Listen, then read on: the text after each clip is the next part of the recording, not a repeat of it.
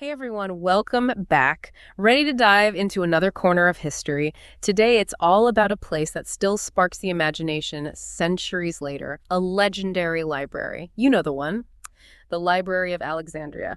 Our listener this time sent over some really cool excerpts from, you guessed it, the Wikipedia article. And just skimming through, I'm already hooked. It seems like you're especially interested in what made this particular library so iconic, right? Was it just the mountains of scrolls, or was there something more going on? Well, let's unpack that together. One thing that jumped out at me, we've got tons of info about the Library of Alexandria itself, but not so much about what came before it. Were there other libraries like it? Or did the Ptolemies just invent this whole massive library thing out of nowhere? You've hit on a key point right there. To really get the Library of Alexandria, you got to understand the world it came from. And believe it or not, it wasn't humanity's first go at trying to grab hold of all that knowledge and put it in one spot. Go back far enough, and you've got the ancient Sumerians, the Assyrians. They had these amazing archives packed with clay tablets. We're talking meticulously documenting their world. Everything from, like, everyday trade deals to what the king said, to even, get this, magical texts. Okay, so definitely not afraid of a little record keeping them, but those sound more like, I don't know, bureaucratic, for running things, not so much for scholars, am I right? Spot on. A perfect example is the Library of Ashurbanipal over in Nineveh, founded around the 7th century BC, so we're going back a ways, and it had thousands of these clay tablets on just a mind-blowing range of stuff. History, religion, you name it, they probably had a tablet for it, even astronomy, which is pretty wild to think about. But you're right, it was mainly a royal collection for the king and all that. And that's what's so cool comparing it to Alexandria. The Ptolemies, they seem to be aiming for something way bigger, a truly universal library, open to scholars from all over. Whoa, so it's like they wanted to build a knowledge machine, not just a warehouse. And there's this little detail from the Wikipedia article that stuck with me. Apparently, right above the shelves, they had inscribed, "The place of the cure of the soul." I don't know about you, but that just gives me chills, Like, knowledge wasn't just about racking up facts. It was something deeper, almost spiritual in a way. Totally. And that ambition, it really comes through in how they went after knowledge. These guys weren't content to just sit around waiting for scrolls to show up. They'd send agents out to those big book fairs in places like Rhodes and Athens. And the instructions were basically, buy everything that looks interesting, don't come back empty-handed. Talk about some serious bookworms, right? It's like that story about Ptolemy III and those original manuscripts from Aeschylus, Sophocles, and Euripides. Oh yeah, classic story. Ptolemy III, he borrowed these super valuable manuscripts from Athens, supposedly made copies, sent the copies back, and kept the originals for the library. Can't argue with dedication like that. But with all that, like, aggressive book buying, how many scrolls are we even talking about? That's the thing. Estimates are all over the place. Some scholars say a mind-boggling 400,000 scrolls at its peak.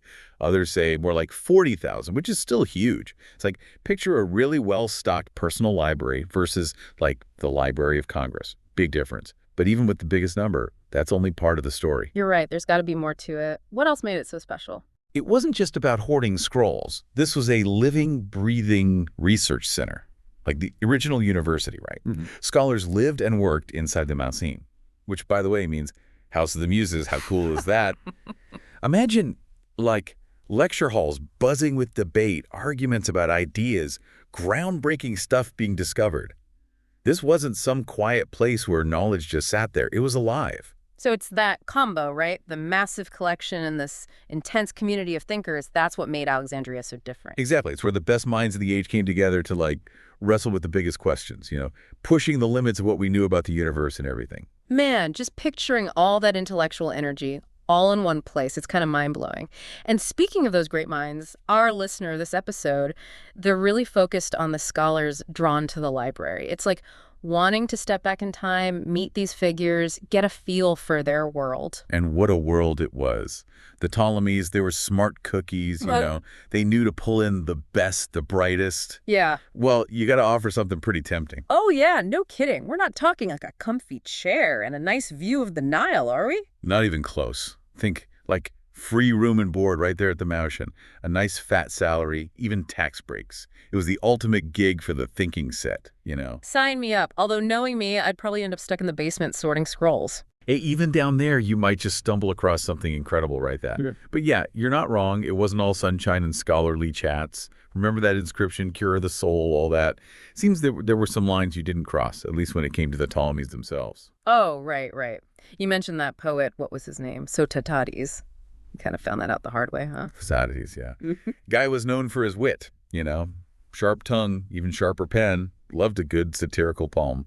Well, he goes and pokes fun at Ptolemy II. The guy's marriage to his sister, Arsinoe II, that whole thing. And let's just say, Ptolemy II, not exactly known for his sense of humor. Story goes, they stuffed Sotatides into a lead chest, chucked him right in the sea. Talk about a buzzkill, right? Yikes. Definitely a reminder that even in this place all about knowledge, power still held sway. But okay, let's get back to the scholars who actually, thrived there. Our listener mentions a few specifically. Xanodotus, Callimachus. What made them so notable? Well, with Xenodotus, he was actually the first head librarian there. Talk about shaping a legacy, right? Yeah. He's the guy credited with standardizing Homer's texts. The Iliad, the Odyssey, the whole deal. Wait, so before him, there were just different versions floating around? You have to imagine no set text for the Iliad. Every copy could be a bit different. Xenodotus, he compared them all, picked what he thought were the most accurate parts.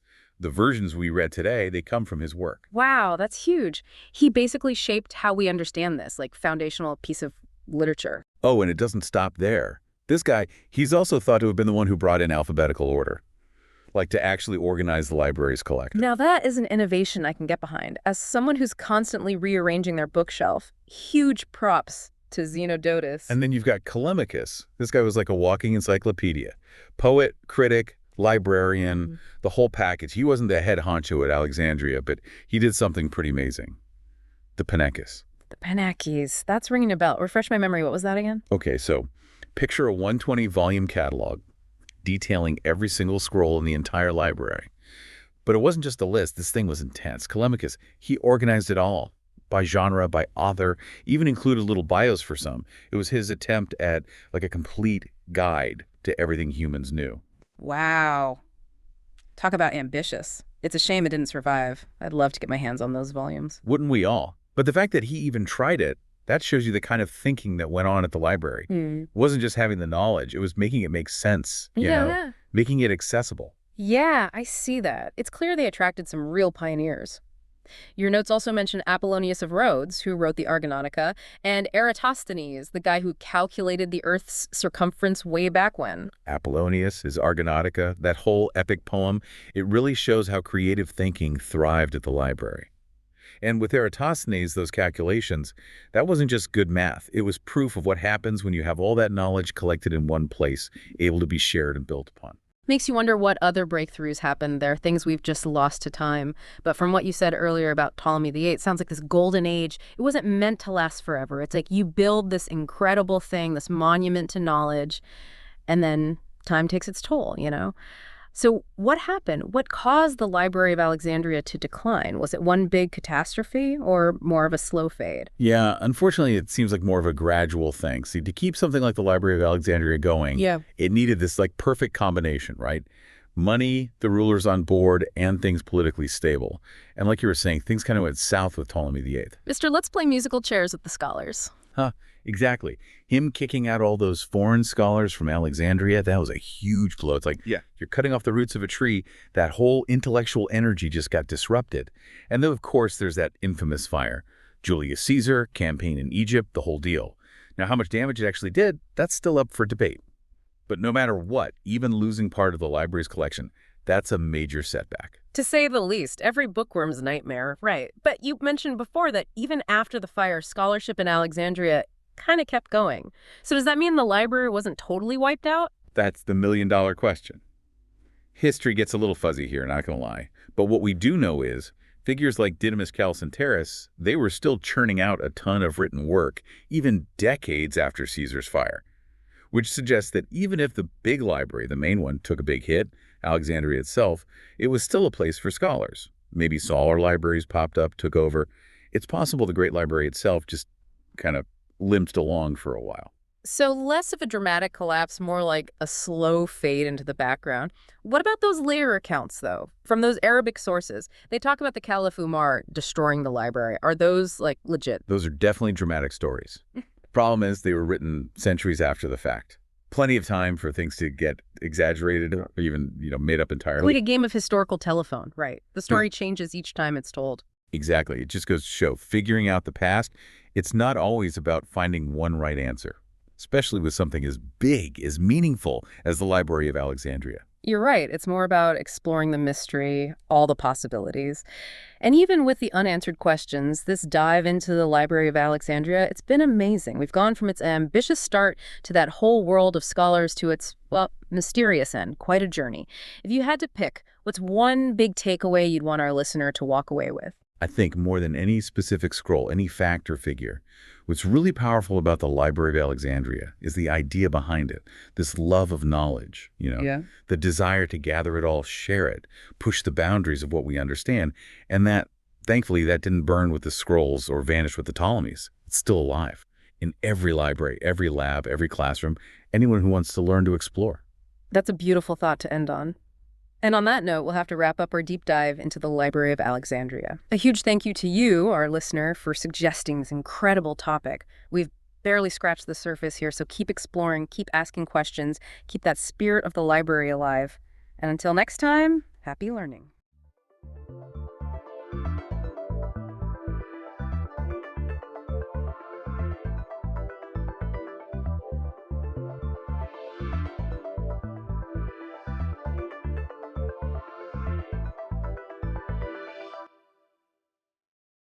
Hey everyone, welcome back for another deep dive. Today we're going to be tackling a word that might seem super straightforward at first glance. Pope. But trust me, there's way more to it than meets the eye. Yeah. We're going deep on this one, using just excerpts from the Wikipedia article on Pope. It's amazing how much you can unpack from one single source. Oh, absolutely. Wikipedia, when you really get into it, can be a treasure trove of information. It's true. So, okay, Pope. Most people, they hear that and bam, instant image of the Bishop of Rome, right? But here's a fun fact to kick things off. The word itself, at its root, just means father, comes from the Greek papas. And get this, it didn't originally refer only to the Bishop of Rome. Nope, not at all. In the early church, you'd find any bishop could be called pope. It was a title of respect, not this unique thing it became later on. So if everybody and their bishop was called pope back then, when did it become like the exclusive club membership it is now? Someone had to be the first, right? Well, that's where things get a little murky. Historians actually debate about the exact moment when the Bishop of Rome truly consolidated enough power to become the pope as we understand it today. Juicy. So whose name is in the running for that first pope title? Catholic tradition, they point straight to St. Peter, the apostle chosen by Jesus himself. Their argument hinges on Scripture, mainly Matthew 16:18. You are Peter, and upon this rock I will build my church. Catholic interpretation. That rock, that's Peter, and by extension, every pope after him. And then there's Isaiah 22:22, right? The whole keys to the house of David bit. Again, interpreted as Jesus giving Peter that authority which gets passed down the line. So open and shut case, right? Not so fast. While that's central to the Catholic belief, not everyone's buying it. Some historians say the formal office of Bishop of Rome didn't really solidify until much later. Plus, there's even debate over whether Peter ever even set foot in Rome. Wait, seriously, I always just assumed being in Rome was like Peter's whole deal. It's a bit of a head-scratcher. We do have writings, early church fathers, Irenaeus, 2nd century, he mentions Peter founded the church in Rome. And then there's Constantine, the Roman emperor, went full-on Christian, had St. Peter's Basilica built on what's supposedly Peter's tomb. Okay, that's a pretty bold statement right there. Yeah. But still, not a smoking gun, so to speak. Right. And that leads us to a very interesting question. If it wasn't just Peter being there that made the Pope so powerful, what were the other ingredients in the mix? Politics? Historical accident? Or maybe, just maybe, a little of both. Something for you listeners to ponder. Ooh, I like it. A historical mystery for our listeners to unravel. Speaking of mysteries, let's talk about how a new pope gets chosen.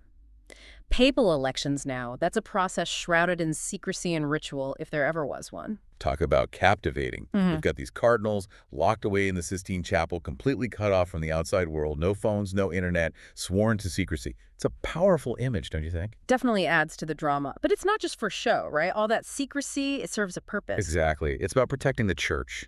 It's about ensuring that the transition of power goes smoothly without any outside interference. So it's all about keeping things legit, maintaining that integrity. You got it. And let's not forget The drama of that smoke signal. Black smoke. No decision yet, folks. But when that white smoke appears... The world waits with bated breath. Right. A new pope has been chosen. Simple, but effective. Now, here's something I bet most people don't know. Technically, any baptized male Catholic could be elected pope. Technically, yes, that's true. But gotta add a little reality check here. The last time someone who wasn't a priest got the nod, way back in 1513. Tradition has a way of sticking around, you know. It does. But it's still a fun thought, becoming pope, like winning the Catholic lottery. Okay, speaking of endings, what happens when a pope dies? Our trusty Wikipedia article gets into some, well, let's just say interesting details about those rituals. Well, for centuries, there was this tradition. Once the pope was on his deathbed, the Cardinal Camerlengo, the person in charge of all the church's stuff, you know, the more earthly possessions he'd have to confirm the death. And it's got to be more complicated than just checking for a pulse, right? You guessed it. The Camerlengo, get this, would actually tap the pope's head 3 times with a silver hammer. Each tap, they'd call out his birth name. A silver hammer? You're kidding. Talk about driving the point home. It's a powerful image, isn't it? Even the Pope, for all his authority, he's still human, he's still mortal. Although, worth noting, they haven't actually done the whole hammer thing for the last few popes. So the silver hammer's out of fashion these days. What else happens after a pope passes away? All right, so after that, the Camerlengo, he takes the ring of the fisherman, which, by the way, is the symbol of papal authority, and he breaks it right there in front of all the cardinals. And to be extra safe, they destroy the official seals, too. No funny business after death, you see. Oh, and the Pope's personal rooms, they get sealed up tight. And then, of course, you've got the lying in state, the grand funeral, the whole 9 yards. Centuries of history laid to rest. It really puts things in perspective, doesn't it? Even for someone who holds such a position of power. Speaking of power and the passage of time, we've got to talk about Pope Benedict XVI. 2013, this man does the unthinkable. He resigns. Hasn't happened in almost 600 years. The Catholic world was in shock. A papal resignation. That throws a real wrench in the whole system. What does it mean to have a former pope just, existing? How does that impact the authority of the current pope? It's uncharted territory. It really is. Raises all sorts of questions about how tradition, authority, the whole future of the papacy really is supposed to work now. We've got very little to go on history-wise. Makes it all the more fascinating, don't you think? Totally. And here's another layer to this whole thing. Both Benedict and his successor, Pope Francis, they both made changes to the papal coat of arms. Benedict, he dropped the tiara, the 3-tiered crown. Francis, he kept that change. What do you make of that? Symbolism. It's a powerful thing. Some people, they see ditching the tiara as a move towards humility, like saying, hey, we're moving away from that whole monarchy vibe. Others, they think it's shifting the focus. Less about earthly power, more about spiritual authority. Subtle change, but it definitely makes you think. From silver hammers to disappearing tiaras, this deep dive is full of surprises. And we're just getting started. We've only scratched the surface of what makes the papacy so captivating. Speaking of scratching the surface, let's dive into the many, many titles the Pope holds. Pope? That's just the beginning. Get ready for a mouthful. Bishop of Rome, Vicar of Jesus Christ, Successor of the Prince of the Apostles, Supreme Pontiff of the Universal Church, and the list goes on. Don't forget, Patriarch of the West. But you're right, it's a mouthful for sure. Yeah. And honestly, the number of titles can be a bit overwhelming. The important thing is what those titles really mean. The history, the layers of authority, all that good stuff. All right then, expert speaker, lay it on me. Let's start with Vicar of Christ. That one, that's got to be a biggie. Sounds pretty impressive, doesn't it? Vicar of Christ. But here's the thing. That title, it was used by other bishops, even kings. Way back in the early church, it was pretty common. It's about representing Christ's authority here on earth, but within a specific context, like a diocese or a kingdom. Okay, so what makes it different for the Pope? Why is his Vicar of Christ title such a big deal? Well, for the Pope, that title, it's not about one little corner of the world. It's about claiming universal authority over the entire Catholic Church. Because, see, they believe Peter and all the popes after him got a special job directly from Jesus to be the shepherd, to lead the whole flock. Remember that line from the Gospel of John? Feed my lambs, feed my sheep. That's the kind of authority we're talking about. Gotcha. It's the difference between leading a small group and leading, everybody. But then there's that other title, Servant of the Servants of God. Now that one seems a tad ironic considering everything else we've been talking about. Like, you're the top dog, but also the humblest servant. How does that work? You've hit on one of my favorite papal trivia bits. That title, it's attributed to Pope Gregory the Great back in the 6th century. Story goes, he adopted it as a little dig at the Patriarch of Constantinople, who was calling himself Ecumenical Patriarch, basically. Universal Patriarch. Oh, a little papal shade. I love it. Right, whether it was a genuine jab or just, good old-fashioned humility, the servants of God stuck around. You'll even find it on official papal documents. It's a wild mix, isn't it? Grand authority, claiming to be the humblest servant. Talk about mixed messages. All right, got to ask about this one before we move on, Patriarch of the West. Our good friend Wikipedia here says it was actually dropped from the official list of Pope titles for a while there, but then they added it back in this year. What gives? It just goes to show you, even these titles that seem ancient and set in stone, they change with the times, with the political winds. They officially ditched Patriarch of the West because it was causing some friction, especially with the Orthodox churches. Didn't want to seem like they were trying to one-up them. A peace offering, basically. You got it. Yep. Lessening the rivalry, building bridges. But now it seems like they're bringing it back, maybe putting more emphasis on the Pope's role in the Western Church, while still keeping things cool with the East. It's a balancing act, for sure. It's like papal fashion. Titles in, titles out, gotta stay current. But one that never seems to go out of style is Supreme Pontiff. That one just screams ancient Rome, doesn't it? It absolutely does. Pontiff comes from the Latin pontifex, meaning bridge builder. Back in the day, in ancient Rome, it was all about these priests, right? The big cheese, the head honcho of the priests. He was the Pontifex Maximus. And I bet you can guess who snagged that title after a while. Oh, you know it. Julius Caesar. He was first to claim it. Then the Roman emperors after him, they all wanted that title. The popes, they didn't really start using it regularly until the 15th century. But once they did, man, they were not letting go. Yeah. Talk about inheriting a legacy. So from humble father, we get Supreme Pontiff, this blend of spiritual guide and emperor rolled into one. It's mind-blowing when you think about it. That's the papacy for you. That's what makes it so captivating. It's this incredible mix of religious leadership and political power, shaped by centuries of history, disagreements, you name it. Even a little drama thrown in for good measure. And speaking of drama, we've only just begun to uncover the fascinating story of the papacy. Stay tuned for part 2 of our deep dive, where we'll explore the Pope's impact on shaping Western civilization. We'll get into even more detail about the power and influence behind this one little word, Pope. You won't want to miss it. Welcome back to the deep dive. We're picking up right where we left off, exploring the papacy and how this one word, Pope, has become so loaded with history, with power, with centuries of stories. Just a wild ride, that's for sure. Totally. And speaking of wild rides, let's talk about the Pope's historical influence. I mean, it's easy to think of them as just a religious figure, but our Wikipedia research, it really highlights how much they've actually shaped Western civilization. And not just church stuff either. We're talking big picture stuff. Absolutely. The papacy, it's never been this isolated thing. It's always been tangled up with politics, with world events. Sometimes they held a lot of power, even on the world stage. Think about Charlemagne, crowned Holy Roman Emperor, way back in the year 800. That's got to be a major turning point, right? The Pope basically crowning the most powerful ruler in Europe. Oh, absolutely. It was a power move, no doubt about it. Solidified the Pope's authority, not just within the church, but in the secular world too. Set the stage for centuries of papal involvement in politics, that's for sure. And boy, did they get involved. Our Wikipedia article, it mentions all sorts of papal bulls, decrees, you name it, authorizing the invasion of Ireland, excommunicating Queen Elizabeth I, even something as everyday as establishing the Gregorian calendar.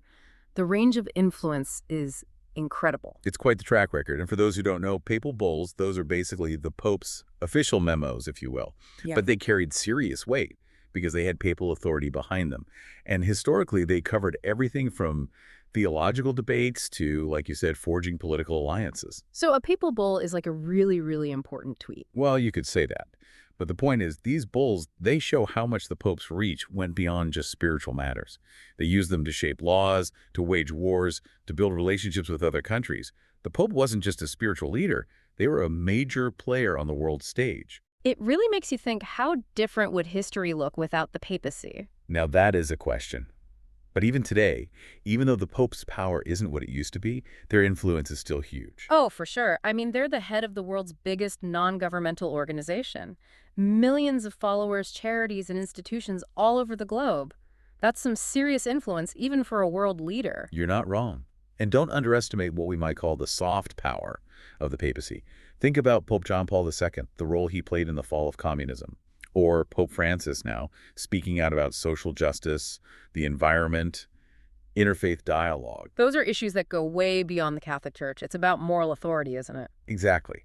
It's not traditional politics, but it carries a lot of weight, especially for Catholics, but also for anyone who sees the Pope as a global leader. It's pretty amazing how they've managed to hold on to that moral authority, even with all the controversies and power struggles throughout history. It speaks to the power of faith, of tradition, but it also shows how adaptable the papacy has been. They evolve, even if it takes them a while sometimes.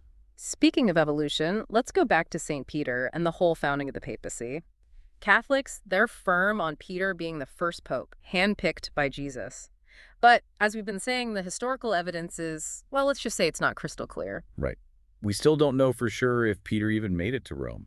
And while the Gospels say Jesus gave him a special role, that whole "upon this rock" line, people have been arguing about what that means for centuries. So how did we get from that one line to this powerful institution we know today? That's the million-dollar question, isn't it? Yeah. And as we've seen, there's no easy answer.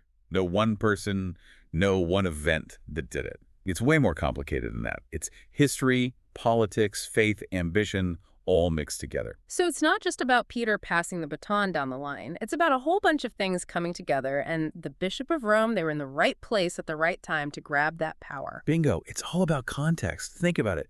Rome falls, Europe's a mess, everyone's fighting. The church, they offered stability, consistency, and, authority. So the Pope, they kind of stepped into the void left by the Roman Empire. Pretty much. Yeah. And over time, they used that power, not just for religion, but for politics, for land, for culture.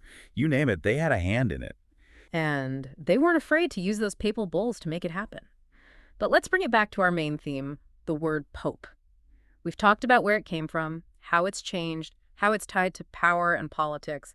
But what does it mean today? I mean, here we are, the 21st century. Does it still matter? That's the big question, isn't it? Because the papacy, it's gone through so many transformations, and yet here it is, still standing. It says something about faith, about tradition, about how much humans are drawn to this stuff, don't you think? Because let's face it, the papacy, it's a goldmine of intrigue. The history, the rituals, the controversy, it's all endlessly fascinating. It's like a window into the soul of Western civilization. Now, that is well said. And as we try to figure out this whole faith thing and power and where we fit in, the papacy is going to keep us guessing, keep us challenged, probably for a long, long time. You know, it really is kind of mind-blowing when you think about it. One word, Pope, but the amount of history, the weight it carries, all the layers, it's incredible. It's true. We've barely scratched the surface, and look at how much we've uncovered. From a simple, respectful title for any bishop to this one-of-a-kind figure, bridging the spiritual and the worldly. Pope is a journey. That's for sure. Makes you wonder about all the other words we use every day, you know? What stories are they hiding right under our noses? Exactly. Never stop questioning. Never stop digging. But okay, let's take stock for a second. Yep. Where have we been on this little deep dive of ours? We talked about the origins of the word pope itself, those early power struggles, how papal authority went from local to global, all those rituals, the symbolism. Oh, and don't forget those titles. Vicar of Christ, Servant of the Servants of God, Supreme Pontiff. Talk about a mouthful. But each one tells a story, doesn't it? They really do. But if I had to pick one that sums up the whole thing, the heart of the matter, it'd be that Supreme Pontiff. It's like the perfect blend, that bridge between the sacred and the secular, the spiritual leader and the head of state. It's true. You don't see that anywhere else. The Pope leads over 1 billion Catholics, and they're literally running Vatican City doing diplomacy on the world stage. There's no one else quite like them. Nope. Not even close. Yeah. And that uniqueness, I think, is a big part of why people are still so drawn to the papacy, even today. Mm-hmm. But before we wrap things up completely, let's turn it back to our listeners for a sec. Why should all this matter to you? What's the takeaway beyond all the history and intrigue? That's the important bit, right? We can geek out on the details all day, but what's the relevance for someone listening in here in the 21st century? I'd say it comes down to this. Understanding the papacy, even just grappling with the word pope, it's like a crash course in how our world got to be this way. It's power, it's faith, it's ambition. It's even about how we mess up sometimes, And the best part, the story's still going. Right. These institutions, even the ones that seem like they've been around forever, they do change. Slowly, maybe, but they respond to what's going on, to history, politics, culture. It all plays a part. Absolutely. Look at Pope Francis right now. He's shaking things up. Climate change, social justice, even the role of women in the church. He's got people talking. He's a walking contradiction, this Pope. A reformer, but also a traditionalist, a global figure. But you get the sense he'd rather be a parish priest sometimes. It's fascinating. Makes you wonder what's next for the papacy, doesn't it? Can they keep adapting, keep evolving, stay relevant in a world that's changing faster than ever? Or will they get stuck in the past, lose touch with what's going on? Now there's a question for the ages. And honestly, that's one for you, our listeners, to ponder. We've given you the background, the context, a peek behind the curtain. Now it's your turn. What does it all mean to you? So, as we close the book on this deep dive, we'll leave you with this. The story of the Pope. It's not over, not by a long shot. It's happening right now, challenging us to think critically, to question what we think we know, and to really sit with how complicated history, faith, and just being human really are. Couldn't have said it better myself. It's time for us to step away from the mics, but we hope the conversation keeps going, you know? Think about it, talk about it. It's worth it.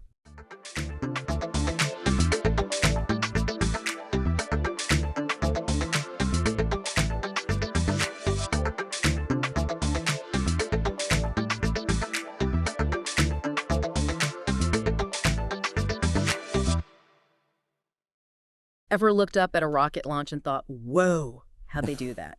Well, today's deep dive tackles spacecraft flight dynamics. We're going to break it down. Yeah, we're taking apart this Wikipedia article, surprisingly detailed, by the way, and pulling out the good stuff. A lot of people think space travel is just going up, right? But the real magic is in the physics of it all once you're up there. Yeah, it's a cosmic dance or something. Exactly. Yeah. Precise maneuvers, battling gravity, and squeezing every drop of efficiency out of that fuel tank. It's a cosmic ballet, not just hitting the gas pedal. Right. Speaking of which, this article kicks off with the basic forces at play: propulsion, aerodynamics, and of course you can't forget gravity. It's always there. It's the uninvited guest that never leaves. Ha ha ha, always Yeah. crashing the space party. Exactly. But seriously, each one's critical at different stages. Propulsion from the engines gets you off the ground. Aerodynamics matter while you're still in the atmosphere. And gravity, well, it's the constant companion even when you're trying to escape it. Right, like trying to ditch your shadow. Exactly. So let's dig into these. The article actually drops an equation for rocket thrust on us. Don't worry, we're not going to make you do the math. No pop quiz today. It boils down to this. Yeah. The faster you can chuck mass out the back of the rocket, the more thrust you get. It's all about action and reaction, right? Kind of like if you're on a skateboard and throw something heavy, you go flying backwards. Exactly. Yeah. And then the Wikipedia article mentions specific impulse. Essentially how efficiently your engine is using its fuel, more bang for your buck, so to speak. So higher specific impulse is better. Oh yeah. You get more oomph from the same amount of fuel, crucial when you're talking about hauling a spacecraft across the solar system. Makes sense. Okay, so let's say we've launched successfully, we're in space. How do we stay up there? That's where orbital mechanics comes in. Yeah. The article talks about different kinds of orbits. Circular, elliptical, and even those wild ones used to break free from a planet's pull. Okay, so like a comet? Exactly. Think about a comet's orbit. Mm. It's highly elliptical, taking it close to the sun for a bit and then flinging it way out into the solar system. Wow, it's like a cosmic slingshot. But changing orbits can't be as simple as turning a steering wheel, right?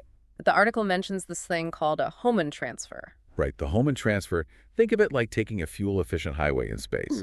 It's a two-step maneuver that uses the least amount of fuel to move a spacecraft between two circular orbits. Clever. The article also mentions bielliptic transfers. Way more complex sounding. Sounds like something out of Star Trek, Yeah. but it's a real maneuver. It's a bit counterintuitive, actually. You end up taking a longer path, but it can actually save fuel when you're making a big change to an orbit's inclination. Hold on, inclination. Yeah, the tilt, basically. So we're not just moving between orbits, we're changing their angle, too. Wild. How do they even plan these things? It's got to be crazy complex. The article talks about something called the patched conic approximation. Imagine trying to map a route across a vast ocean. Okay, I'm with you. With the patched conic approximation, they basically break down the trajectory into simpler segments, kind of like connecting the dots on a map. It makes the calculations more manageable. That makes a lot more sense. But things get even trickier when we're talking about interplanetary flight, right? It's not just Earth's gravity we're dealing with anymore. Exactly. Now we have to factor in the gravitational pull of all those other planets and the sun. Mm-hmm. The article gets into launch windows, but essentially the sweep spots for launching a spacecraft. So it's like catching a cosmic bus. Yeah. Got to be at the right stop at the right time or you'll miss your ride to Mars. You got it. Launch windows let us take advantage of planetary alignment to minimize both travel time and fuel consumption. Timing is everything. It's crucial in spaceflight, absolutely. And speaking of timing, getting a spacecraft to its destination is one thing, but then imagine trying to land it after flying through space at crazy high speeds. Yeah, atmospheric entry, it's a wild ride. Yeah. And you're right, it often gets overlooked. People get caught up in the launch and the orbit, but It's not like they can just slam on the brakes, right? definitely not. The Wikipedia article mentions all the heat generated from friction with the atmosphere. Think about like those shooting stars you see burning up. That's what we're trying to avoid. That's where the heat shield comes in, I bet. You got it. Heat shields are pretty amazing when you think about it. Mhm. They have to handle insane temperatures to protect the spacecraft and everything inside during re-entry. It's mind-blowing the materials they come up with for that kind of stuff. Okay, so we've talked about getting to space, hanging out up there, even traveling between planets. But what about something way more basic? How does a spacecraft actually point itself in the right direction? I saw the article mentioned attitude control. Sounds kind of like space yoga. In a way, it kind of is like finding the right pose up there. Attitude control is all about orientation, making sure the spacecraft is pointed the right way. Whether it's for communicating with Earth, taking pictures, or even just keeping its solar panels pointed at the sun for power. So it's not about where it's going, but which way it's facing. Like when you're trying to take a picture with your phone, Yeah, got to get that angle, right? exactly. Imagine trying to take a picture and not being able to point the camera. You'd get a lot of blurry shots of the ground. Hmm. Attitude control is crucial for basically everything a spacecraft does. Makes sense. But how do they actually do that? I mean, there's no air to push against, like a plane with wings and stuff. Good point. Space is a vacuum, so we have to get a little creative. The Wikipedia article explains how spacecraft use something called a reaction control system. Okay. That sounds kind of intense. What's that? Basically, it's a bunch of thrusters positioned around the spacecraft. They fire these little bursts to create torque. Cork. Is that like turning a wrench? Exactly. Think about it. By firing the thrusters in a specific order, they create these rotational forces that make the spacecraft turn. Or, more technically, they adjust its pitch, yaw, and roll. So basically a cosmic ballet of tiny explosions? In a nutshell. And it takes incredibly precise timing and a whole lot of math. The article even mentions they use internal mechanisms sometimes, things like reaction wheels or gyroscopes, to be more efficient, especially on longer missions. That's seriously complicated, especially when you remember spacecraft aren't just sitting still. They're constantly moving, orbiting, dealing with gravity from planets and stars. Absolutely. Spacecraft flight dynamics is a constant balancing act. It's like trying to juggle while riding a unicycle on a tightrope. That's the level of control we're talking about. Whoa, that's a wild image. So they're managing all of this while fighting against the forces of the entire universe. Talk about stressful multitasking, and they make it look easy. Well, that's a testament to all the brilliant minds behind spaceflight. The engineers, scientists, mathematicians, they make it seem effortless. But it's a field that's always pushing the limits of what we thought was possible. Yeah, it really makes you appreciate all the work that goes into every successful mission. It's not as simple as it looks. Not even close. It takes a huge team of people, science, engineering, math, you name it. This Wikipedia article really only gives you a taste of how complex it all is. For sure. Which kind of makes me think about the future of spaceflight. We're sending probes further and further, talking about humans on Mars, maybe even reaching other stars. What new challenges will we face when it comes to this stuff, to spacecraft flight dynamics? That's a great question. And you're right, as we go further, it's only going to get more complicated, more demanding. Think about the kind of precision you'd need for interstellar travel. I mean, even a tiny miscalculation could send you light years off course. No kidding. It's mind-boggling, really. So we'd need even better engines, new ways to navigate, maybe even new physics that we haven't even discovered yet. Exactly. That's what's so exciting about this field. It's all about pushing the boundaries, always innovating. Who knows what we'll figure out next? That's a great point. So for someone listening who maybe hasn't thought much about spacecraft flight dynamics, what's the key takeaway? I'd say next time you see a rocket launch or a satellite picture, just remember there's this incredible dance of physics happening behind it all. It's proof of what humans can do when we put our minds to it, exploring the universe around us. Well said. And on that note, we'll leave you with this. We spent this deep dive talking about the how of space travel, all the technical stuff, but it's also worth thinking about the why. What makes us want to explore space? Why do we push ourselves to the limit, trying to reach further and further? Maybe those questions are even more interesting than the mechanics of it all.